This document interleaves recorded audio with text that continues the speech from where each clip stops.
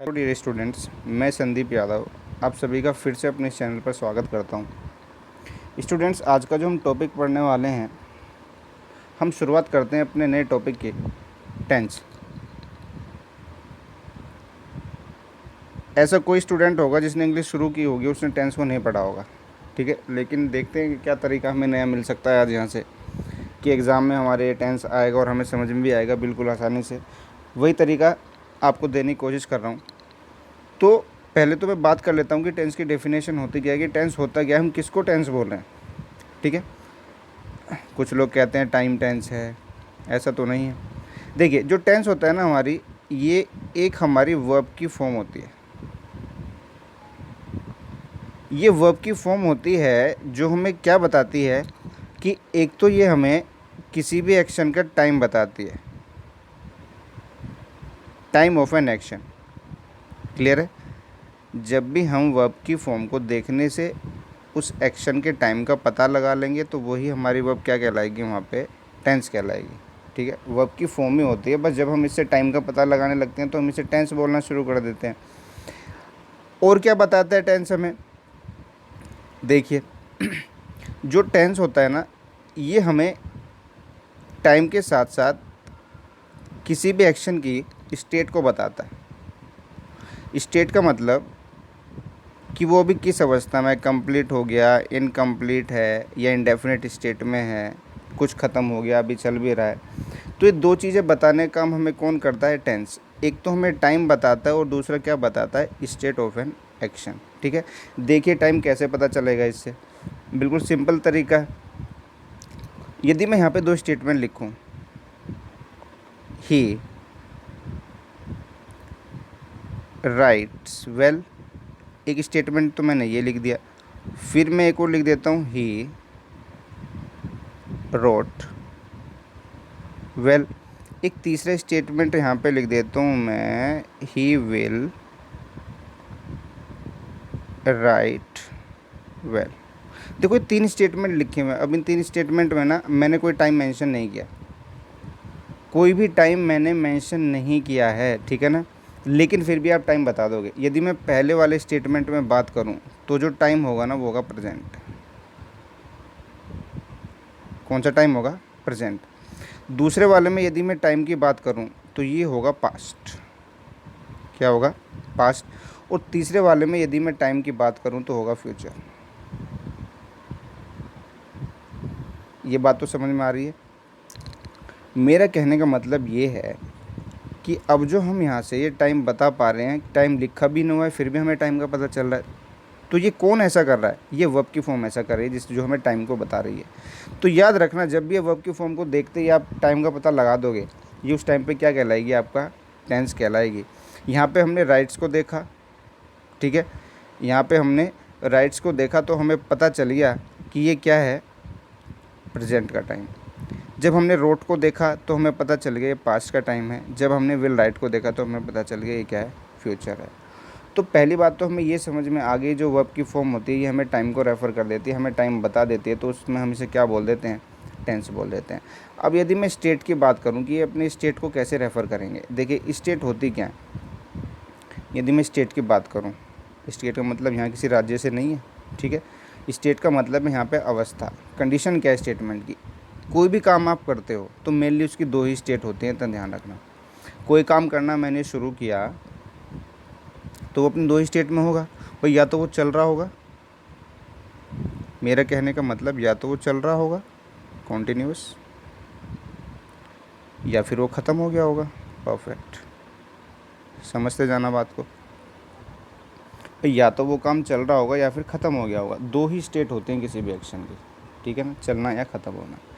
लेकिन यदि कोई तीसरी स्टेट और मैं देखूं कि मुझे किसी एक्शन को देखने से, कोई सेंटेंस मैंने पढ़ा, मैंने वर्ब देख ली और मुझे पता ही नहीं चल रहा कि काम यार ख़त्म हो गया कि अभी चल भी रहा है, कंफर्म भी नहीं है, डेफिनेट ही नहीं है, वो इन दोनों के बीच का कोई एक्शन होगा, उसे हम बोलते हैं इनडेफिनेट। यानी कि वो अपनी इनडेफिनेट स्टेट में होता है एक्शन, यानी कि नॉट डेफिनेट, निश्चित ही नहीं है, नाइदर कंप्लीट नॉर इनकम्प्लीट। लेकिन एक एक्शन ऐसा है जो कुछ ख़त्म भी हो गया लेकिन अभी चल भी रहा है। मैं कहने लगूँ मैं 2 घंटे से खेल रहा हूँ, तो मैंने 2 घंटे का कंप्लीशन तो कर ही लिया ना टाइम का, भाई 2 घंटे तो कर ही लिए ना अपने पूरे, लेकिन काम अब भी बंद नहीं हुआ। तो जब 2 घंटे पूरे हो गए तो उसके लिए तो मुझे परफेक्ट लिखना ही लिखना पड़ेगा, लेकिन क्योंकि अभी काम चल भी रहा है तो कॉन्टिन्यूस भी लिखना पड़ेगा। तो एक चौथी स्टेट और हो जाएगी जिसे हम बोलते हैं परफेक्ट कॉन्टिन्यूस। तो मेनली हमारी 2 ही स्टेट होती हैं, ध्यान रखना इस चीज़ को। मेनली 2 ही स्टेट होती हैं किसी भी एक्शन की, या तो कॉन्टिन्यूस या फिर परफेक्ट। अब ये जो भाई साहब बचे और ये जो बन के आए हैं पार्शियल कॉम्प्लीशन, ये इन दोनों के ही बीच के कोई एक्शन है, इन दोनों को मिलाने से ये तैयार होता है। और इनके बीच के एक्शन क्या होता है, इंडेफिनिट स्टेट का। इंडेफिनिट स्टेट ऐसे समझिएगा, मैं कहने लगूँ he goes to school daily,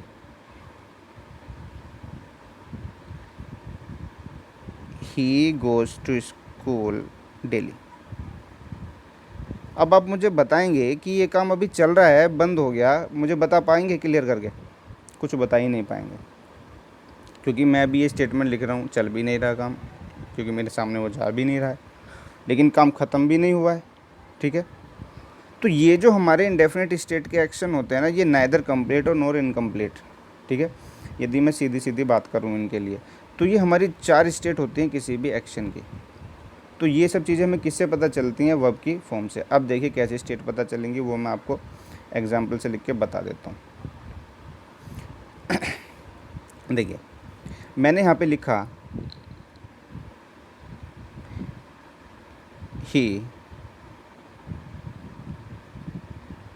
pledge cricket, पहला स्टेटमेंट। दूसरा स्टेटमेंट देखिए, he has played cricket.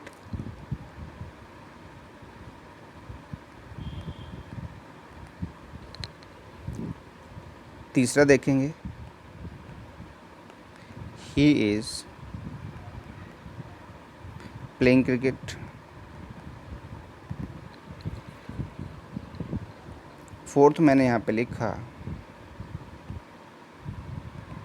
he has been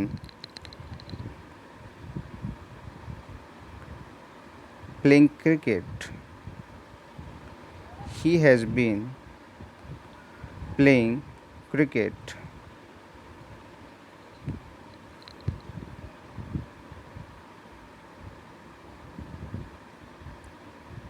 for 2 hours।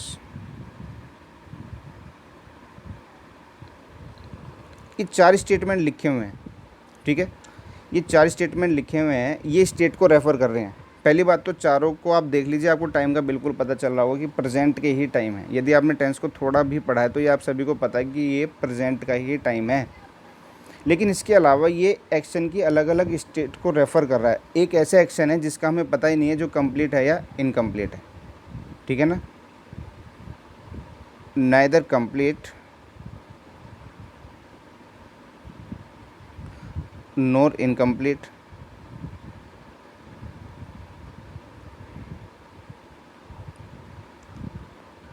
यानी कि ये ऐसा एक्शन है जो कंप्लीट भी नहीं है और इनकम्प्लीट भी नहीं है। तो ये कौन सी स्टेट में चला गया हमारा, ये है हमारा इंडेफिनिट स्टेट में। किस में, इंडेफिनिट स्टेट में, प्रेजेंट का इंडेफिनिट। क्योंकि ये एक्शन ख़त्म हो गया है। परफेक्ट का मतलब होता है वर्ब की थर्ड फॉर्म। जहाँ भी वर्ब की थर्ड फॉर्म दिख जाए, हैज़ या हैव और थर्ड फॉर्म, ये होता है प्रेजेंट का परफेक्ट। ये हो गया हमारा प्रेजेंट और ये हो गया हमारा परफेक्ट। जहाँ परफेक्ट वहाँ पे वर्ब की थर्ड फॉर्म, ये कंप्लीशन है, ये परफेक्ट टेंस है। जहाँ पूरा कंप्लीशन हो जाए वहाँ पे परफेक्ट टेंस। लेकिन ये जो एक्शन है एक टेम्परेरी एक्शन है, प्रोग्रेसिव एक्शन है। ठीक है, अब इसकी बात करने अभी चल रहा है ये एक्शन अपनी कौन सी स्टेट में, कॉन्टिन्यूअस स्टेट में। क्लियर है। लेकिन इसके अलावा ये फोर्थ देखिए, इसमें जो है ना, एक तो हमने हैज़ लगा के और बी की थर्ड फॉर्म लिखी हुई है, यानी कि ये तो परफेक्ट होगा, ये है परफेक्ट क्योंकि बी की थर्ड फॉर्म हमने लिख दिया है। और ये जो हमने यहाँ पे प्लेइंग मेंशन किया है ना, दरअसल ये वर्ब की आईएनजी फॉर्म है, ये कॉन्टिन्यूअस में लिखी जाती है। इस आईएनजी को लिखने से हमें पता चल जाता है कि काम चल रहा है अभी।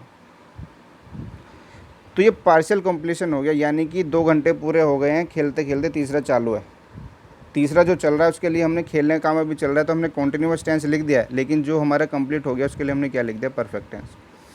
तो इस चीज़ को याद रखेंगे, ये 4 स्टेट हमारी होती हैं किसी भी एक्शन की।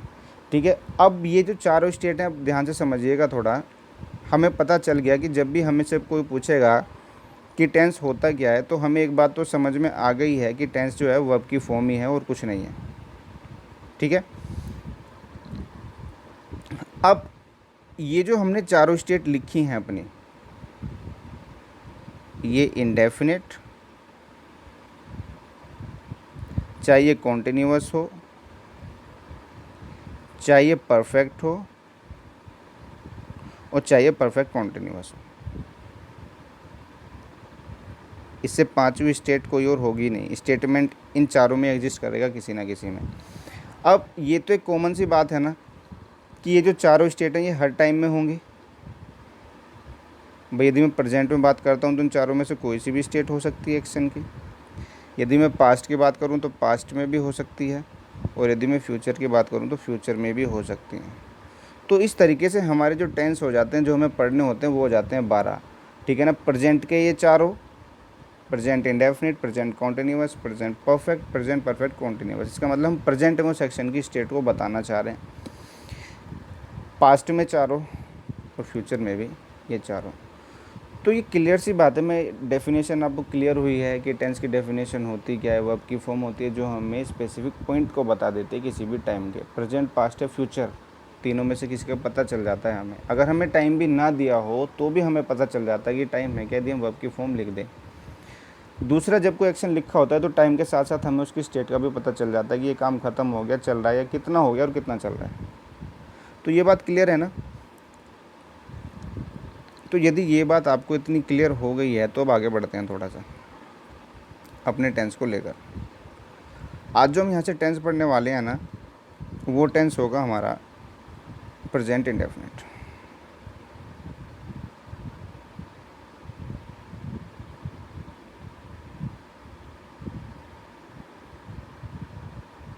Present indefinite. देखिए, जो प्रेजेंट इंडेफिनिट स्टेटमेंट होते हैं ना हमारे, इसमें एक तो यदि मैं वर्ब की बात करूं, यदि मैं इसमें वर्ब की बात करूं तो इसमें दो कंडीशन हमारी बन जाती हैं। यदि मैं अभी फ़िलहाल यहाँ पे सिंगुलर सब्जेक्ट के साथ देखूँ तो मैं वर्ब की क्या क्या फॉर्म लिख सकता हूँ। यहाँ पर डेफिनेशन की अभी बात करेंगे। ठीक है। जो सिंगुलर सब्जेक्ट होंगे ना, इसमें आप जो वर्ब की हम जैसे फर्स्ट फॉर्म बोल रहे हैं ना, ये बेस फॉर्म है, इसमें आप ऐसे यस लिखते हैं सिंगुलर सब्जेक्ट के साथ। ये सिंगुलर सब्जेक्ट आपके होंगे कौन कौन से? ही हुआ, शी हुआ, इट हुआ, और कोई भी सिंगुलर नाउन, कोई भी सिंगुलर नाउन, जैसे बॉय हुआ, गर्ल हुआ, राम हुआ, श्याम हुआ, ये सब हमारे सिंगुलर हैं। एक से ज़्यादा नंबर नहीं होने चाहिए, एक से ज़्यादा नंबर नहीं होने चाहिए। क्लियर है। तो ये किसका सिंपल सा फंडा है। जब हम इसका नेगेटिव बनाते हैं, जब हम इस टेंस का नेगेटिव बनाएंगे तो नेगेटिव बनाते वक्त हमें याद रखना है सिंगुलर सब्जेक्ट के साथ आप डज नॉट का यूज़ करें। किसका यूज़ करेंगे आप? डज नॉट का। और प्लस ये वर्ब की फर्स्ट फॉर्म लिख दें। दरअसल मैं इसे मेंशन कर देता हूँ, ये फर्स्ट फॉर्म तो लिखी हुई होती है, ये बेस फॉर्म होती है। कौन सी फॉर्म होती है? ये बेस फॉर्म। क्योंकि ऐसे ही तो हमने सब्जेक्ट के अकॉर्डिंग लिख दिया, अब जो हमारी मेन वर्ब थी वो अपनी टोट के बेस फॉर्म में आ जाएगी। सही है। इंटेरोगेटिव में ये हेल्पिंग वर्ब शुरू में चली जाएंगी, वर्ब अपनी बेस फॉर्म में ही रहेगी इंटेरोगेटिव में भी। ठीक है। वो इंटेरोगेटिव आप कैसा भी लिखिए। यदि मैं प्लूरल सब्जेक्ट की बात करूं, यदि मैं इसके साथ प्लूरल सब्जेक्ट की बात करूं तो वर्ब की फॉर्म कैसे कैसे लिखी जाएगी वो देख लीजिए एक बार।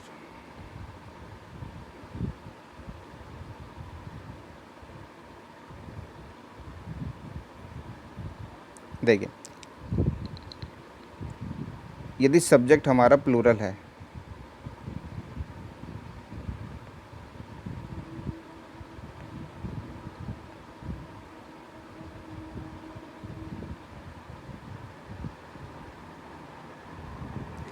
अच्छा प्लूरल सब्जेक्ट हमारे होते कौन कौन से? प्लूरल सब्जेक्ट होंगे हमारे आई हुआ, वी हुआ, यू हुआ, दे हुआ, और प्लूरल नाउन, एक से ज़्यादा नंबर हो। Plural nouns I we you they और प्लूरल नाउंस, ठीक है, ये क्या होते हैं हमारे,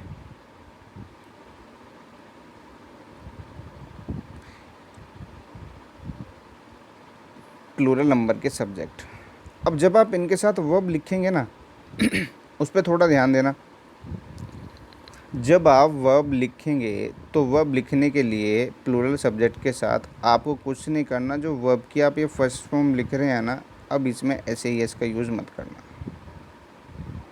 सिर्फ ये लिखा जाएगा, सिर्फ ये लिखा जाएगा verb first form without S या ई एस।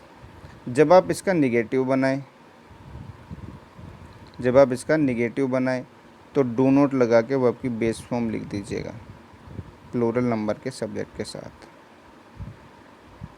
ये सिंपल सा इनका एक स्ट्रक्चर है अपना, बिल्कुल सिंपल सा। सिंगुलर सब्जेक्ट हो, वर्ब की बेस फॉर्म में ऐसे इस लगाएं आप, नेगेटिव बनाएं, डज नॉट लिख दीजिए आप वहाँ पे।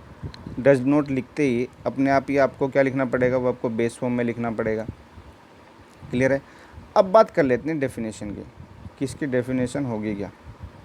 जो हमारे प्रेजेंट इंडेफिनिट टेंस होते हैं, जो हमारे प्रेजेंट इंडेफिनिट टेंस होंगे, देखिए प्रेजेंट इंडेफिनिट टेंस में हमें शो होती हैं हैबिट्स। ये हमें क्या बताते हैं, ये एक तो हमें हैबिट को बताते हैं, कोई भी व्यक्ति या वस्तु है ये उसके हैबिट को डिनोट करते हैं। जो रेगुलर एक्शन होते हैं, रूटीन, रेगुलर एक्शन, नियमित कार्य जो होते हैं, ये भी उसी में ही आते हैं। जनरल या यूनिवर्सल, दोनों तरह के ट्रूथ, जनरल हो या यूनिवर्सल हो, दोनों ही तरह के ट्रूथ जो हैं हमारे इसमें ये आएंगे। क्लियर है बात। हैबिट हो, रेगुलर एक्शन हो, जनरल या यूनिवर्सल ट्रूथ हो, ये सब हमारे किस में लिखे जाएंगे, प्रेजेंट इंडेफिनिट में। जब भी सेंटेंस में हमें ये सेंस आती है तो हमें क्या लिखना पड़ता है, या हमें हैबिट मिल जाए। और यदि मैं एक चीज़ और मेंशन करना चाहूँ तो जो हमारे कस्टम होते हैं ना, एक जो हैबिट होती है ना पूरी सोसाइटी की, उसे कस्टम बोला जाता है। ठीक है, जो हम कस्टम बोलते हैं ना, वो एक यूजुअल बिहेवियर है पूरी सोसाइटी का, हमारे रीति रिवाज हम जिसे बोलते हैं। तो इन्हें भी हम चेंज नहीं कर पाते। जो चीज़ चेंज होगी ही नहीं उसे हम किस में लिख के चलेंगे, प्रेजेंट इंडेफिनिट में। क्लियर है इतनी बात। देखते हैं कैसे, एग्जाम्पल से बात बिल्कुल समझ में आएंगी धीरे धीरे। मैंने यहाँ पे पहला एग्जाम्पल लिखा, ही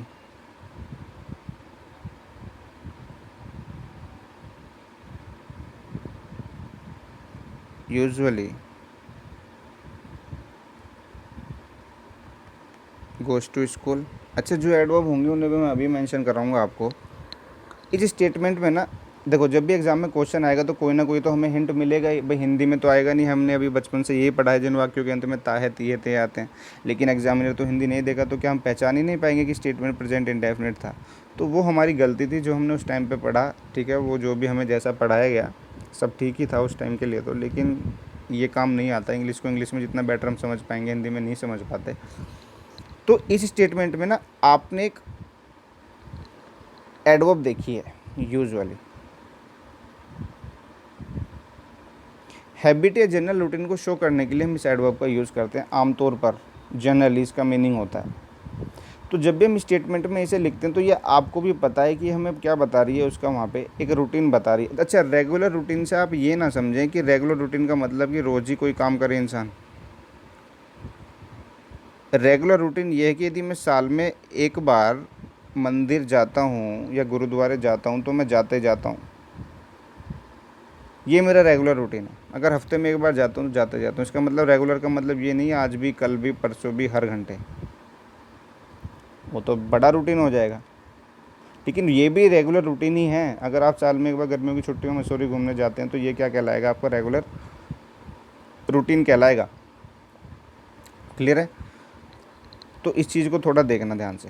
अब ये जो स्टेटमेंट हमने यहाँ पे लिख दिया ना, इस स्टेटमेंट में जो हमने यूजुअली लिखा है, ये आपको पता है कि ये क्या बता रहा है कि बंदा आमतौर पर जाता है भाई, ठीक है, ये उसका रूटीन है।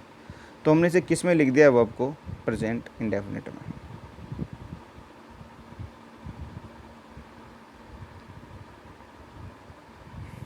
ठीक है, अगर मैं यहाँ से कहने लगूँ ही नेवर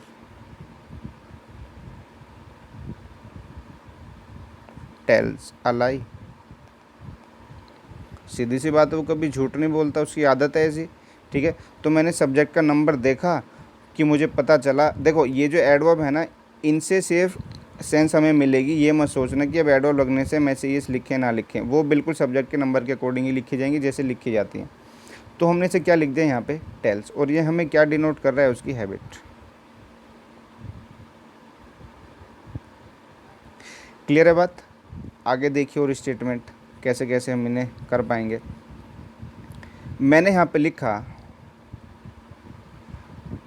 आयरन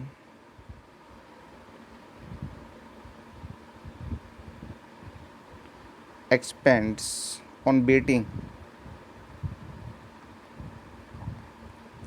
ये कोई प्रोसेस है कि पीटना है, और आयरन का मतलब एक मटेरियल है हमारा, इसका मतलब लोहा होता है। एक्सपेंड का मतलब होता है बढ़ जाना।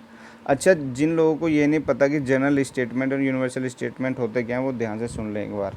जनरल स्टेटमेंट ऐसी स्टेटमेंट में एक बार बोल दूँ किसी चीज़ के लिए और वो सभी उसी की तरीके दिखने वाली सभी चीज़ों पर लागू हो जाए, जैसे कि मैंने अभी ये स्टेटमेंट लिखा हुआ है, ये जनरल एक स्टेटमेंट है। अगर मैं आयरन लिखना हो ना, तो इसका मतलब आप किसी भी आयरन को पीटेंगे ना, वो क्या हो जाएगा। देखो, यदि मैं एक स्टेटमेंट लिखूं उसे समझने से पहले आप, यदि मैं जनरल स्टेटमेंट की बात करूं, एक ऐसी कॉमन स्टेटमेंट लिख रहा हूं मैं, women is better than man.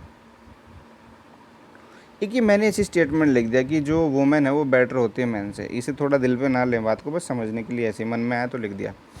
अब ये जो वुमेन यहाँ पे लिखा हुआ, ये आपको भी तो पता है सिंगुलर ही तो है ये भाई, सिंगुलर नंबर है ना। तो इसका मतलब क्या, मैं एक ही औरत की बात कर रहा हूँ, क्या ये सभी पे अब लागू नहीं हो जाती बात कि कोई भी औरत होगी, एनी वुमेन, वो बेटर देन होगी। तो ये होते हैं हमारे जनरल स्टेटमेंट। जनरल स्टेटमेंट आप एक बार बोल दीजिए, वो ऑलमोस्ट सभी पे लागू हो जाते हैं। ठीक है, उस तरह की दिखने वाली सभी चीज़ों पर। और यूनिवर्सल स्टेटमेंट होते हैं जो हमारे हेवनली बॉडी से जुड़े हुए होते हैं, मून, अर्थ, प्लैनेट्स वगैरह, ये सब, ये एक जनरल स्टेटमेंट है। आयरन एक्सपेंड्स ऑन बेटिंग, क्योंकि एक जनरल स्टेटमेंट है, हम इसे चेंज कर ही नहीं पाएंगे, हम इसे चेंज ही नहीं कर पाएंगे, तो हमने इसे किस में लिख दिया यहाँ पे, प्रेजेंट इंडेफिनिट में। ठीक है, ये जो हमारा एक्सपेंड्स लिखा हुआ है, ये है हमारी प्रेजेंट इंडेफिनिट में, ये जनरल एक स्टेटमेंट है। द हिंदूज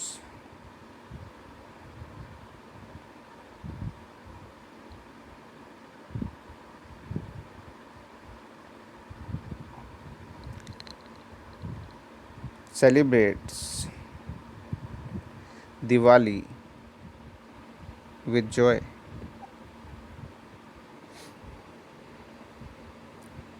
कस्टम है, ये हमारे रीति रिवाज हैं, जैसे कि हम लोग ना दिवाली को बड़े ही हर्ष और उल्लास से मनाते हैं। ठीक है, तो ये जो हिंदूज एक कम्युनिटी है, ठीक है, लेकिन अब एक बात बताना, ये जो हिंदू है, मैंने यहाँ पे लिखा कम्युनिटी के लिए, तो ये तो सिंगुलर होना चाहिए ना।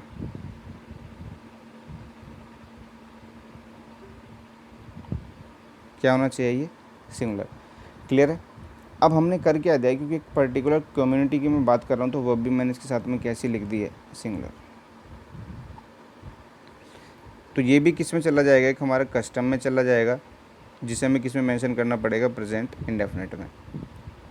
अब और स्टेटमेंट देख लेते हैं एक दो। देखो, ये स्टेटमेंट तो ना आप ऑलमोस्ट देखते ही होंगे।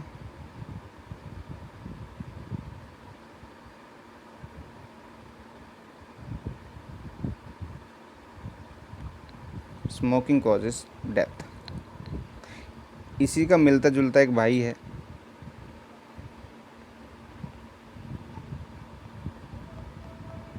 Smoking kills. एक और है,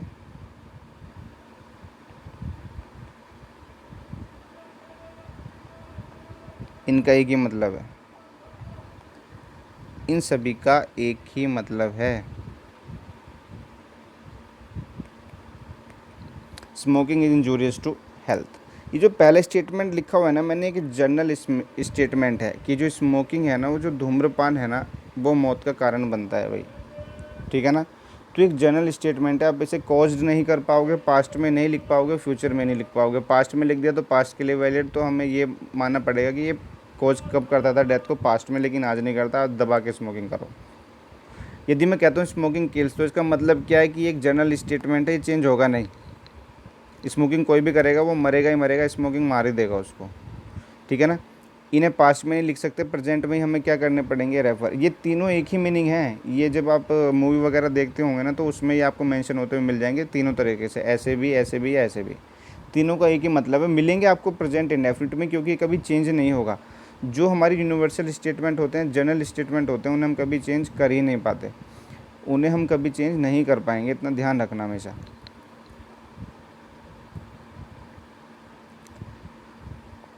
तो ये सिंपल सी बातें हैं। अब ये ऐसी स्टेटमेंट है जो आपको देखने से पता चल जाएंगे कि हाँ ये चेंज होंगे ही नहीं, ठीक है ना। ये जो जैसे the earth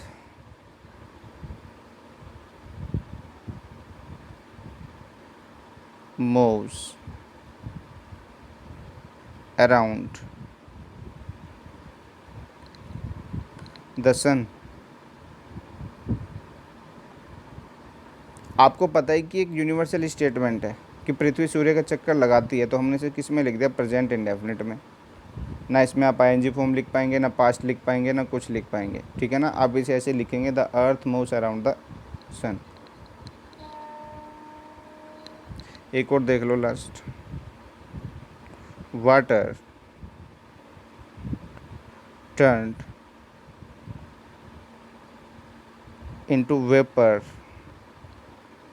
on boiling. Subject है ये हमारा वाटर यहाँ पे, क्योंकि सब्जेक्ट है तो हमने एक वर्ब लिखी हुई है टर्न, इसका मतलब ये पास्ट की एक वर्ब है, एक प्रोसेस है ये बॉइलिंग का। इसका मतलब ये है कि जब भी आप पानी को उबालेंगे वो भाप बन जाएगा, बिल्कुल। ये एक जनरल स्टेटमेंट है, ये होगा ही होगा। ऐसा नहीं कि ये पास्ट में होता था कि आज हम पानी को गर्म करते हैं, आज नहीं भाप बनता, पास्ट में बन जाता था, तो ये गलत हो जाएगा। तो हमें किस में लिखना पड़ेगा, जनरल स्टेटमेंट है, चेंज ये होगा नहीं, ठीक है। तो टर्न से लिखो इसको,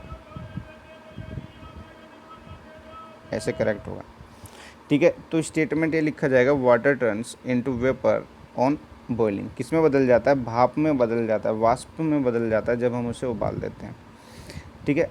अब देखिए, अब मैं यहाँ पे आपको लिखवाने वाला हूँ कुछ एडवर्ब जो आपकी हेल्प कर देंगे स्टेटमेंट में कि इनके साथ आप प्रेजेंट इंडेफिनिट टेंस का यूज़ करें। Adverbs,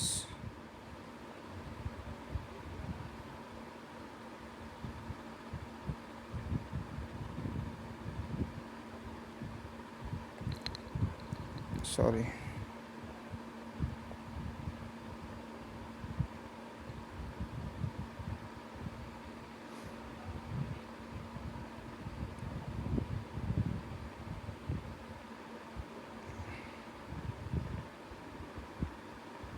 some adverbs usually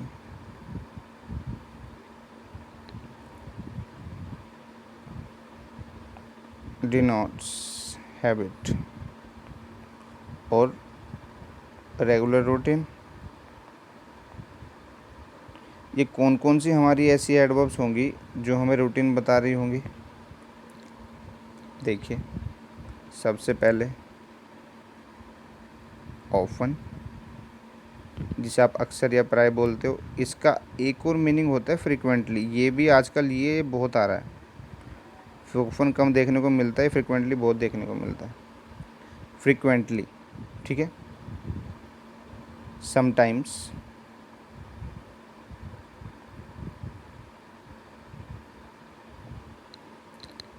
sometimes का मतलब होता है नाउ एंड देन, कभी कभी। सेल्डम, सेल्डम का मीन्स होता है रेयरली, मुश्किल से, ना के बराबर, नेगेटिव वर्ड होते हैं। ये हमारे नेगेटिव वर्ड हैं। इसके अलावा usually, generally,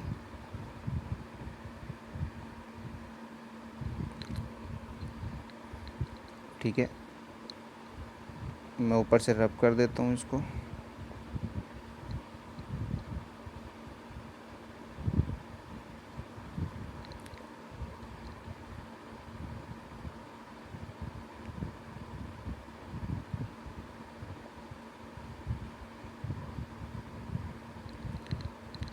always,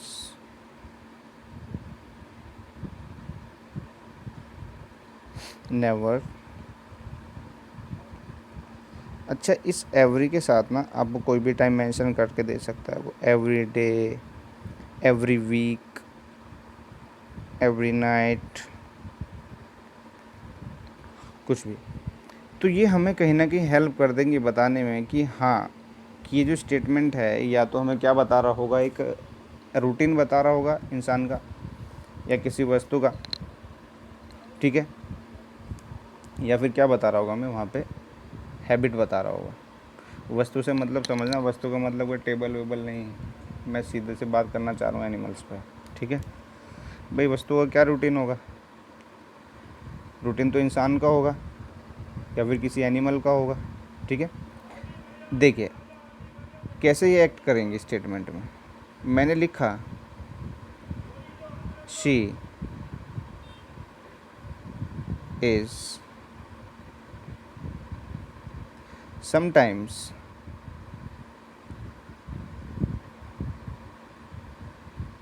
playing chess. She is sometime playing chess. कभी कभार, ये उसकी हैबिट है, ये उसकी हैबिट है कि वो कभी कभार खेलती है। अच्छा, जब उसकी हैबिट है तो हम इसे कॉन्टिन्यूस में तो नहीं लिख पाएंगे, तो किस में लिखना पड़ेगा? मैं प्रेजेंट इंडेफिनिट में। जब इसे प्रेजेंट इंडेफिनिट में लिखोगे तो इसको यहाँ से रिमूव कीजिए, और वो जो आईएनजी फॉर्म है ना, वो सी के अकॉर्डिंग किस में लिखी जाएगी? सिंगुलर सब्जेक्ट अभी लिखवाए थे तो क्या हो जाएगा? प्लेस। तो आप इसे ऐसे लिखेंगे यहाँ पे कि शी समटाइम्स प्लेस चेस। कभी कभार क्या करती है? वो चेस खेलती है। तो स्टूडेंट्स इतना ध्यान रखिएगा, आज हमने इस प्रेजेंट इंडेफिनिट टेंस को पढ़ा कि ये हमें हैबिट डिनोट करता है। आज हमने टेंस की डेफिनेशन को भी पढ़ा। आगे आने वाले वीडियो में हम और भी टेंसेस लेके आएंगे अच्छे अच्छे, ठीक है। तब तक आप इसे पढ़िए, क्लियर है। और वीडियो अच्छी लगी है तो आप उसे लाइक, शेयर या सब्सक्राइब ज़रूर करें।